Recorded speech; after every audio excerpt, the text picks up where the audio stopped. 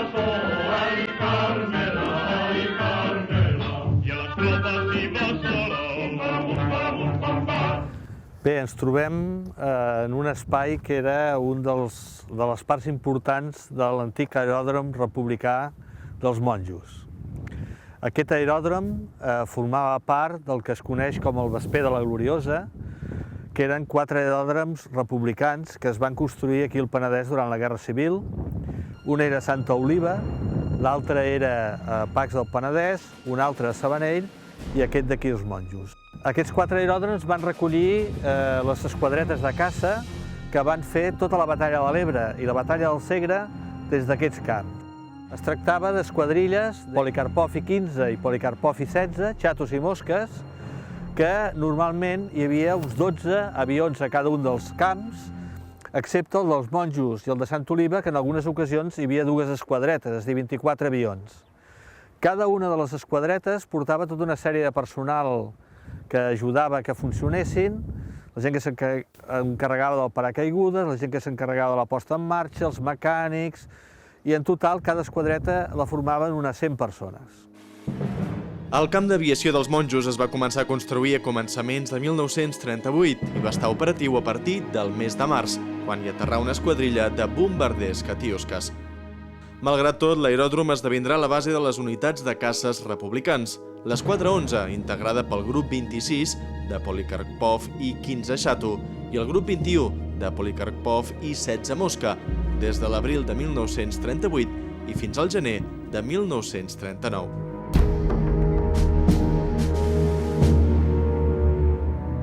Bé, doncs ens trobem a l'Estació Territorial de Recerca del Penedès, dedicada a l'estudi i a la recerca de l'aviació republicana durant el període de la Guerra Civil i tenim aquí 2 mostres dels principals avions que van estar en els aeròdroms penedesencs durant la Guerra Civil. El Polikarpov I-15 Xato i el Polikarpov I-16 Mosca. 2 avions d'origen soviètic que van participar durant tota la Guerra Civil espanyola i van formar part del cavall de batalla, diguéssim, els avions més nombrosos de caça disponibles per part de l'aviació republicana. L'I-15 Xato tenia una de les característiques que el va fer l'avió més maniobrable de tota la Guerra Civil. Es deia que es podia mossegar la cua perquè podia fer 180 graus i girar automàticament en molts pocs segons, a diferència del Mosca, que era molt més ràpid i molt més veloç, però menys maniobrable.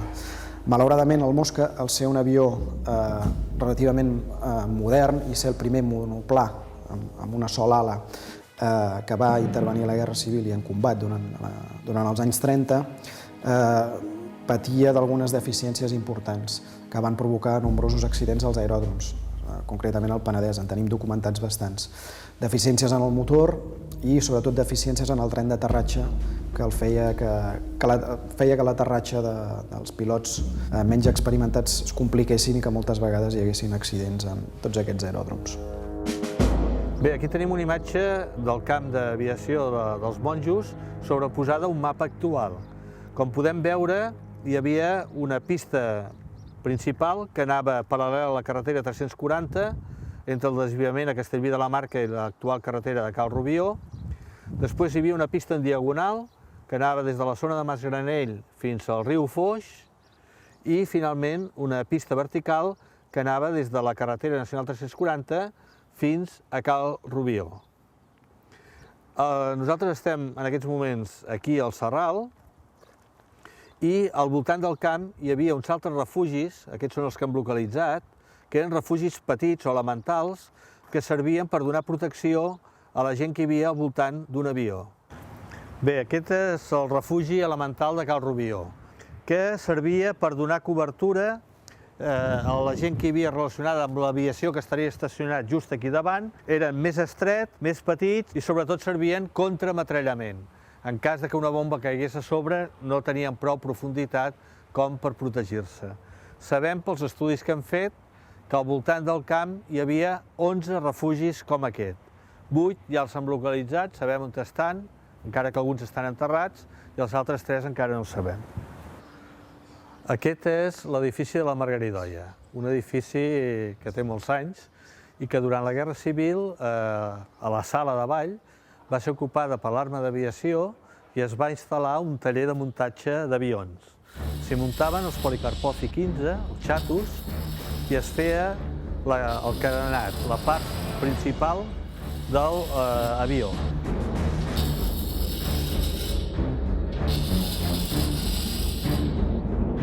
Estem davant de la Societat de Cal Rubió, que és on s'acabaven de muntar els avions que s'havien començat a muntar a la Margaridoia.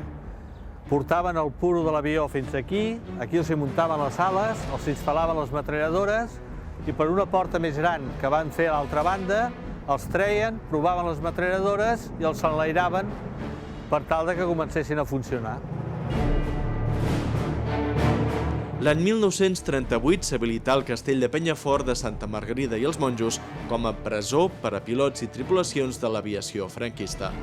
Les cel·les estaven dins l'espai de l'església i els presoners disposaven d'un pati emmurallat per passejar, on també tenien els serveis i les dutxes, vigilats des d'una garita. Per la presó del castell de Penyafort arribaren a passar una 60ena de pilots i altre personal de tripulació alemanys, italians i espanyols, captius i caiguts en territori republicà. Un d'aquests fou el pilot Julio Salvador Díaz Benjumea, cap de la primera esquadrilla del grup 2G3, que va caure presoner el 3 d'octubre de 1938 en el transcurs d'un multitudinari combat aeri amb prop d'un centenar d'avions. Bé, el centre també disposa, encara que temporalment, de dues sessions, que són materials, són bombes utilitzades durant la Guerra Civil per l'aviació alemanya, per la Legió Còndor.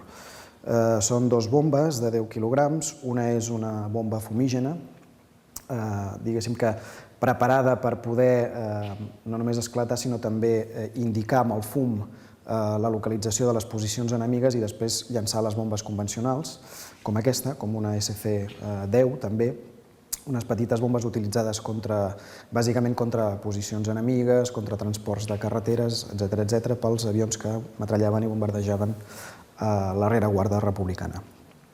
Per altra banda, també tenim, diguéssim, una de les bombes, segurament de les bombes més usuals llançades per la Legió Còndor alemanya, que és la SC-250, de 250 quilograms, trobada a l'Ebre, i que ens serveix per tenir una miqueta de coneixement de causa de què era l'allau de la pluja de plom i la tempesta d'acer que va caure sobre el territori català durant tot l'any 38. Hi va haver bombes que feien el doble que aquesta, de 500 quilos, que estan documentades, que es van fer servir, no tant com les de 250, que eren les que portaven bàsicament els hidroavions, els sabatetes, i que també portaven els Henkel 111 de la Legió Còndor alemanya.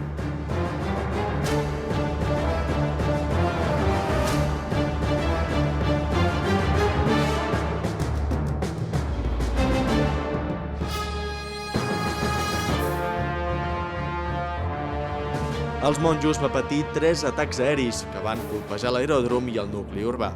El primer fou a 2:15 del matí del 6 d'agost de 1938, quan l'aviació legionària italiana bombardejà i causà la mort de 4 civils i un pilot. El segon va ser al migdia del 5 de novembre de 1938, quan un bombardeig de la segona brigada hispana causà la mort de 8 civils i un soldat d'aviació, i ensorrà diverses cases del nucli urbà i l'edifici del xiringuito. El darrer atac fou un metrallament de la Legió Còndor alemanya sobre l'aeròdrom el dia 12 de gener de 1939.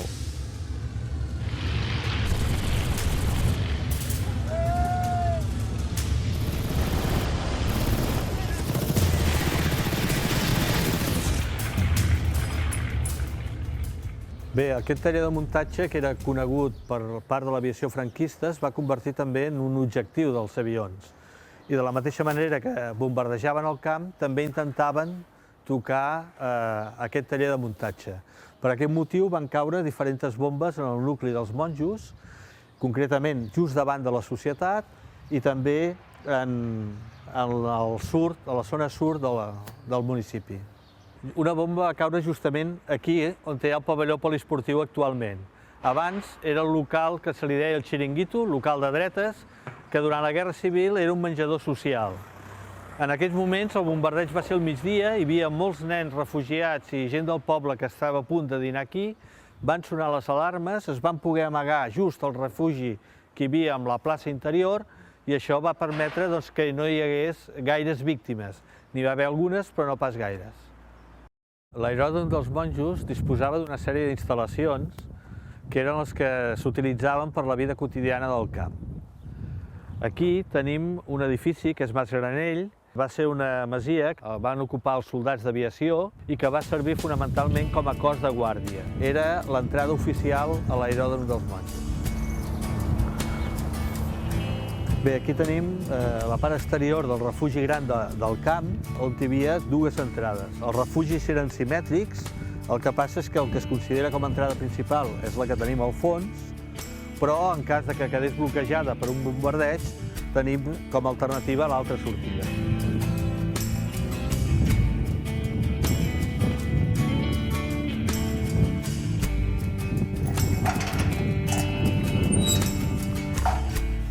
Bé, aquesta és l'entrada principal del refugi.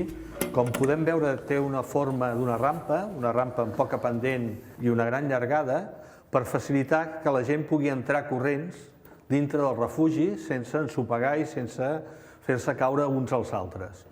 Bé, un cop hem baixat per la rampa, tenim un gir de 90 graus que es feia expressament perquè l'ona expansiva de la bomba o fins i tot els trossos de metralla que poguessin entrar dintre del refugi s'amortiguessin contra la paret i ja no entressin a dintre a fer mal a les persones que s'hi havien refugiat. A continuació el que ens trobem és una escala bastant vertical, però que, com que la gent ja està dintre, el permet entrar amb una certa comoditat. Aquest refugi disposava de llum elèctrica, un cable que anava seguint la mateixa estructura que el refugi, mitjançant uns fils electrònics, i unes bombilles de molt poca potència, però suficients per poder il·luminar la gent que estava dintre del camp. Bé, aquí a l'arribar a la part de baix del refugi, aquests 8 metres sota terra, disposem dintre del refugi de 3 sales, que és una mica on la gent es podia col·locar, sobretot els comandaments per si havien de prendre alguna decisió. En cada una d'aquestes saletes, com es pot veure, trobem les sortides de respiració que després podrem veure a sobre. En el refugi es calcula que hi cabien entre 100 i 120 persones, que eren les que hi havia aquí al voltant. De totes maneres, hem de pensar que aquests refugis eren uns refugis pensats perquè la gent s'amagués mentre es bombardejava i després pogués sortir. No eren llocs per passar la nit o per amagar-se durant molt de temps. Normalment, un atac acostumava a durar un quart d'hora, 20 minuts, per tant, la gent podia estar aquí en el refugi mitja hora, 3/4 com a molt, i per tant podia estar aquí o podia estar també repartida pels passadissos. Com podem veure, l'estructura bàsica del refugi són 2 parets reforçades amb totxo i després una volta catalana. Aquesta volta catalana es construïa per tal d'amortiguar que el pes d'una possible bomba, de l'impacte de l'explosió d'una bomba, es repartís en les parets del costat i no afectés l'estructura. Bé, ens trobem ara just a sobre del refugi. En aquests moments, tota la terra que s'havia tret per excavar el refugi s'havia col·locat just a sobre del refugi per tal de protegir-lo millor i des d'una boca fins l'altra hi havia aproximadament 1 metre, 1 metre i mig de terra que el protegia i que arribava just fins a l'alçada on hi havia els respiradors. Just davant de la porta del refugi tenim la masia del Serral.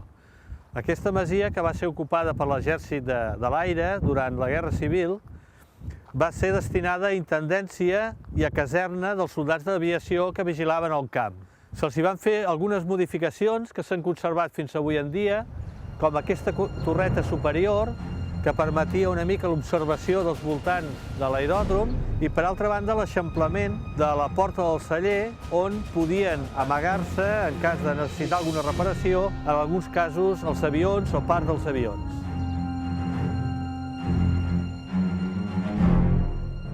Aquest espai, que rep la denominació de Parc de la Memòria, és l'element més ben conservat que hi ha de l'aeròdrom dels monjos, i per aquest motiu vol ser el centre de referència dels espais de l'aviació del Vesper de la Gloriosa, però també dels espais de l'aviació republicana a tot Catalunya. Per aquest motiu es construirà just aquí al costat un centre d'interpretació sobre l'aviació republicana i la Guerra Civil i complementarà la visita al refugi, el record a les víctimes dels bombardejos franquistes i que en definitiva vol ser un espai de memòria democràtica que ajudi a la gent a entendre aquest període de la Guerra Civil i sobretot a donar a conèixer els grans esforços que es van fer durant l'època republicana i l'esforç de milers i milers de joves que van defensar la República durant la Guerra Civil.